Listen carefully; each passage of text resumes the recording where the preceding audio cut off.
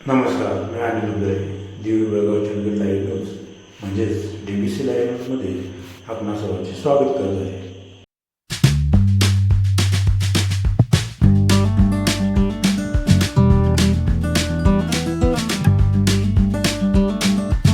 आज राजश्री शाहू महाराजांच्या नावाने ही आघाडी आपण केलेली आहे आणि छत्रपती शिवाजी महाराजांचं स्मारक या चंदगड नगरीमध्ये आदरणीय अजितदादांच्या माध्यमातून आपण साधारण त्याला 75 लाख रुपये आपण खर्च करून तिथं ते स्मारक उभं केलेलं आहे आणि ह्यांच्या वचननाम्यामध्ये शिवाजी महाराजांच्या स्मारकाला आम्ही निधी देऊ म्हणून अशा घोषणा केलेल्या आहे. ज्या चंदगड नगरीसाठी दयानंद कानेकर, प्राची कानेकरता यांनी ते सर्व नगरसेवक साक्षीदार आहेत की 24 कोटीची प्रशासकीय मान्यता आपण मंजूर करून दिलेली आहे. जांभळाहून ते पाणी आपल्याला शुद्ध पाणी इथं या गावासाठी आणायचं आहे आणि त्याची निविदा आता फक्त प्रसिद्ध व्हायची आहे, टेंडर व्हायचं आहे किंवा वर्क ऑर्डर व्हायची आहे. पण त्याचं सुद्धा श्रेय लाटण्याचं हे ग्रस्त करताय. म्हणजे किती खोटं बोलायचं आणि रेटून बोलायचं कशाचाही भान या नेते मंडळींना नाही आहे. लोकांना झुलवत ठेवायचं आणि भुलवत ठेवायचं हे तंत्र अवलंबून आज ते जनतेसमोर अनेक खोटे नाटे प्रचाराचे वचननामे काढत सुटलेले आहेत. मगाशी रामराज कुपेकरांनी वस्तुस्थिती सांगितली की आणि मला वाटते मगाशी संभाजीरावांनी पण वस्तुस्थिती सांगितली बेळगाव वेंगुर्ला रस्त्याची. पण हे इथले जे नेते आहेत त्यांना बेळगाव वेंगुर्ला रस्त्याची काय आवश्यकता वाटत नाही. या तालुक्यातून शक्तीपीठ महामार्ग घालायचा आणि शेतकऱ्यांच्या जीवावरती नांगर फिरवायचं कार्य करण्याच्या पाठीमागे हे गुंतलेले आहेत.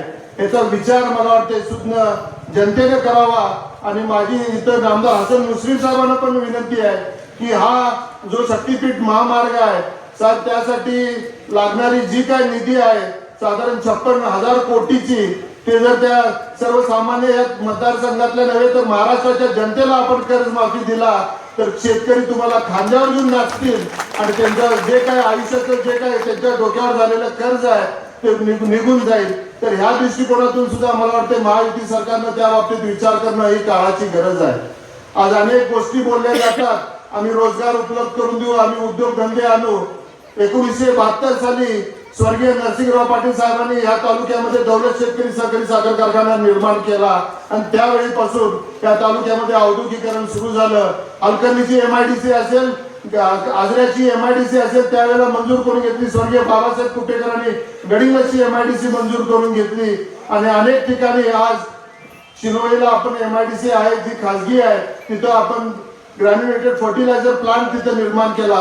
तावरेवाडीला गोकुळचं साहेब चिलिंग सेंटर आपण निर्माण केलं आणि अशा अनेक माध्यमातून आज ह्या तालुक्यामध्ये स्वर्गीय नरसिंहराव पाटील साहेब असतील, स्वर्गीय बाबासाहेब कुपेकर असतील, स्वर्गीय सदाशिवराव मंडलिक असतील आणि तुमच्या माध्यमातून आज गोकुळ असेल, KDC बँक असेल, या सर्व माध्यमातून आज अनेकांना त्यांच्या पायावरती उभं करण्याचं काम गेले 50 वर्ष या तालुक्यामधल्या नेत्यांनी करायचं काम केलेलं आहे.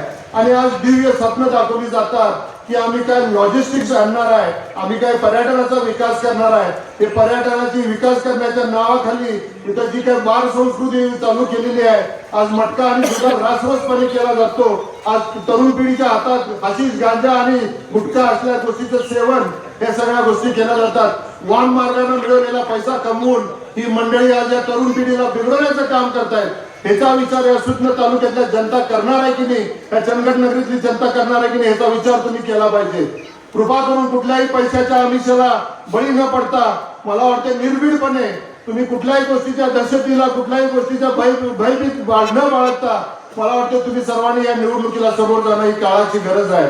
परवा मी एक वाक्य उद्गारलं होतं, त्याच्यावरती एक प्रतिक्रिया आली, अहो साहेब तुम्ही कुठल्या तरी शेळीला वाघ कसं काय म्हणताय. आज कागलचा ढाण्या वाघ तुमच्या समोर आलेला आहे. मला विश्वास आहे की येणाऱ्या 2 तारखेला तुम्ही करणाऱ्या मतदानावर 3 तारखेला इथल्या ह्या तालुक्यातला बिबट्या नक्की ठाण्याला पळून गेल्याशिवाय राहणार नाही. त्या तऱ्हेची किमया या चंदगड नगरीतल्या सर्व नागरिकांनी करून दाखवायला पाहिजे. आणि मला तो विश्वास आहे की आम्ही शाहू फुले आंबेडकरांचं नाव घेतो, जे राजश्री शाहू फुलेंच्या विचारानं, पुरोगामी विचारानं प्रेरितून हा महाराष्ट्र चालतो. यशवंतराव चव्हाणांच्या पासून ते शरदचंद्रजी पवार असतील आणि आमचे नेते आदरणीय अजितदादा असतील, आम्ही पुरोगामी विचाराचे पायीक आहोत. आम्ही स्वर्गीय नरसिंहराव पाटील असतील, सदाशिवराव मंडलिक असतील, बाबासाहेब कुपेकर असतील, या सर्व मंडळींनी आजपर्यंत हे जोपासलेलं आहे. आणि ह्या तालुक्यामध्ये आम्ही जातीय सलोखा सांभाळून आजपर्यंत आम्ही काम केलेलं आहे. समाजामध्ये आम्ही राजकारण न करता समाजकारणाचा प्रयत्न आम्ही केलेला आहे. त्यामुळे तुम्हाला सर्वांना विनंती आहे की कुठल्याही गोष्टीची आपण भीती न बाळगता अनेक अडचणीला आपल्याला मात करावा लागणार आहे. आज अनेक प्रश्न नंदाताईंनी सांगितले, त्या सर्व चंदगडच्या नगरीतल्या सुद्धा मतदारांनी आमच्याकडे सुद्धा गाराणं घातलेली आहे. आपल्याला शुद्ध पिण्याचं पाणी हवं आहे, आपल्याला रिंग रोडच्या चांगल्या तऱ्हेनं ट्रॅफिकचं सुद्धा सुधारणा करायची आहे, सांडपाण्याचं निसरण करायचं आहे. या सर्व गोष्टी आहेत. 5 वर्षाच्या कार्यकाळामध्ये आदरणीय प्राचीताई ह्या सगळ्या गोष्टी सोडू शकतील असं नाही. मी सुद्धा 5 वर्ष या मतदारसंघाचा आमदार होतो, पण त्यावेळेला सुद्धा मी सगळेच प्रश्न सोडवले असं मी कधीच छाती ठोकपणे सांगितलेलं नाही आहे. पण जेवढा विकास आदरणीय अजितदादांच्या आणि मुश्रीफ साहेबांच्या माध्यमातून आणि राष्ट्रवादी काँग्रेस पक्षाच्या सर्व नेत्यांच्या माध्यमातून गेल्या 40 वर्षामध्ये जे घडलं नाही ते त्या 5 वर्षाच्या कार्यकाळामध्ये घडलं, हे छाती ठोकपणे मी सांगू शकतो. माझा नेता आदरणीय अजितदादा दिलेला शब्द पाळणारा नेता आहे. नामदार हसन मुश्रीफ सर्वसामान्य गरीब जनतेला आपल्या खांद्यावर घेऊन त्यांनी श्रावण बाळासारखं आजपर्यंत त्यांची ह्या जिल्ह्यामध्ये सेवा केलेली आहे. अशा नेत्यांच्या पाठीमागे जायचं काय भूल थापा मारणारे अशा जे काय भांडवल आहे त्यांच्या पाठीमागे जायचं याचा विचार या सूक्ष्म मतदारांनी करणं आज काळाची गरज असं मला वाटतंय. मला तुम्हाला सर्वांना विनंती आहे की आपण सर्व सुज्ञ आहात. आपल्याला अनेक प्रश्न या चंदगड शहरीचे पुढच्या कार्यकाळामध्ये आदरणीय दयानंद कार्यकरांच्या माध्यमातून आणि इथं बसलेल्या उपस्थित असलेल्या सर्व 17 उमेदवारांच्या माध्यमातून नगरसेवकांच्या माध्यमातून आपल्या नगरीचे प्रश्न सोडवून घ्यायचे आहेत. मला खात्री आहे की देव रवळनाथाचा आशीर्वाद आणि आपल्या सर्वांचा नेते मंडळींचा आशीर्वाद आपल्या पाठीशी राहील. आणि मी आज या निमित्तानं आदरणीय मुश्रीफ साहेबांना सुद्धा विनंती करतोय की साहेब तुम्हाला या निमित्तानं मला वाटतं या चंदगडच्या जनतेमध्ये जे काय एक भीतीचं वातावरण निर्माण केलेलं आहे तुम्ही त्यांना आश्वासित करणं ही फार मोठी गरज आहे. जे काय गोष्टी घडतायत रात्रीचं 2-2 वाजता येऊन कुणाची तरी दारं ठोठावली जातात. आज सुद्धा आपल्या एकनाथरावजी शिंदे साहेबांच्या शिवसेनेच्या उमेदवारांना धमकावून त्यांना गाडीत जबरदस्तीनं बसून त्यांच्या माघारीच्या वरती सह्या घेतल्या गेल्या आणि आज सुद्धा ते प्रयत्न चालू आहेत. आमच्या लोकांना सुद्धा इथं भीती दाखवण्याचं काम ते करतायत. मी एकदा मागच्या वेळेचं उदाहरण दिलेलं आहे. चंदगडची नेते आणि चंदगडची जनता ही संयमी आहे, पण एखादा अन्याय जर झाला तर आपल्याला माहिती असेल की एका हॉटेलच्या वेटरला ज्या तऱ्हेनं एका गुंडानं मारलं होतं तो अन्याय असं झाला सहन झाला नाही. चंदगडचं पोलीस स्टेशन पेटवायला सुद्धा या तालुक्यातली जनता पुढे मागे बघितली नाही. त्याचा सुद्धा भाग त्या पोलीस खात्याच्या मंडळींनी पाहावा आणि करावा. जर काही इथं सुशासन आणायचं असेल, तुम्ही जर तुमच्याकडे गृह खातं असेल, मला खात्री आहे आदरणीय नामदार देवेंद्र फडणवीस साहेब राज्याचे मुख्यमंत्री आहेत, ते आमचे सुद्धा नेते आहेत. आम्ही त्या महायुतीमध्ये सुद्धा आहोत. आमची इच्छा आहे की हे जे अवैध धंदे या तालुक्यामध्ये फोफवायला लागलेत आणि ज्यांच्या छत्रछायेखाली हे सगळं चाललेलं आहे त्याला कुठेतरी साहेब रोख घाला. ही जनता गोळी बाबडी असेल पण चुकीच्या गोष्टीला कधीही सहन करणार नाही आणि त्यांना त्याची जागा दाखवण्याशिवाय राहणार नाही. हे या निमित्तानं ठामपणे आपल्याला इशारा आपण समजून घ्यावा. किती आपल्या आमदारांचे आणि आपल्या लाडक्या बाळाचे बाळहाट पुरवायचं हे तुम्हीच ठरवावं. कारण का एक चंदगड नगर पंचायतीच्या निवडणुकीसाठी जर राज्याचे 2-2 मुख्यमंत्री इथनं येत आहेत, मला विश्वास आहे की येणाऱ्या 2 तारखेच्या या चंदगडच्या जनतेच्या निकालावर तुम्ही जे चंदगडची जनता ना हे ज्या राजश्री शाहू विकास आघाडीच्या पाठीशी जे पाठबळ उभं केलेलं आहे त्यामुळे त्यांच्या पायाखालची जमीन हादरलेली आहे आणि त्यामुळे त्यांनी आज राज्याचे 2 मुख्यमंत्री, एक गोव्याचे मुख्यमंत्री येऊन गेलेत. मी काय पाप त्यांना दोष देणार नाही.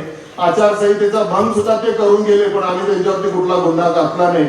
हा शिष्टाचार या चंदगड तालुक्याने आणि ह्या महाराष्ट्राने पाळलेला आहे. रवळनाथाच्या देवळामध्ये स्कार्फ घालून जर जात असतील तर हे सुद्धा बरोबर नाही. उमेदवार जर मस्जिदीमध्ये जर स्कार्फ घालून जात असतील हे सुद्धा बरोबर नाही. या सर्व गोष्टी होत असताना इथलं वातावरण कुठेही बिघडू नये, शांततेत सगळ्या गोष्टी चालाव्या म्हणून आम्ही कुठल्याही तक्रारी केल्या नाही. पण कुठेतरी जनतेला जर वेटीला धरण्याचं जर कार्य आणि पाप जर तुम्ही करत असाल तर ह्या तालुक्यातील राष्ट्रवादी काँग्रेस आदरणीय मुश्रीफ साहेबांच्या नेतृत्वाखाली, राष्ट्रीय काँग्रेस आदरणीय बंटी पाटील साहेबांच्या नेतृत्वाखाली आणि आदरणीय शरदचंद्रजी पवार साहेबांच्या नेतृत्वाखाली आदरणीय नंदाताई असेल आणि आदरणीय कुपेकर साहेबांचा जो काही गट असेल, आम्ही कोणताही अन्याय या चंदगड नगरीच्या आणि या चंदगड तालुक्याच्या जनतेवरती कदापि सहन करणार नाही. मग जशाच तसं जर वेळ आणि उत्तर द्यायची पाळी आली तर ते सुद्धा 2 हात करायला आम्ही कुठेही मागे थांबणार नाही. एवढं अभिवचन चंदगडच्या या आम जनतेला मी देतो. मी आज 5 दिवस इथं तुमच्या समवेत या चंदगड नगरीमध्ये वास्तव्याला आहे. एका ग्रह आपण आमच्या व्हिडिओ न्यूजला भेट दिल्याबद्दल धन्यवाद.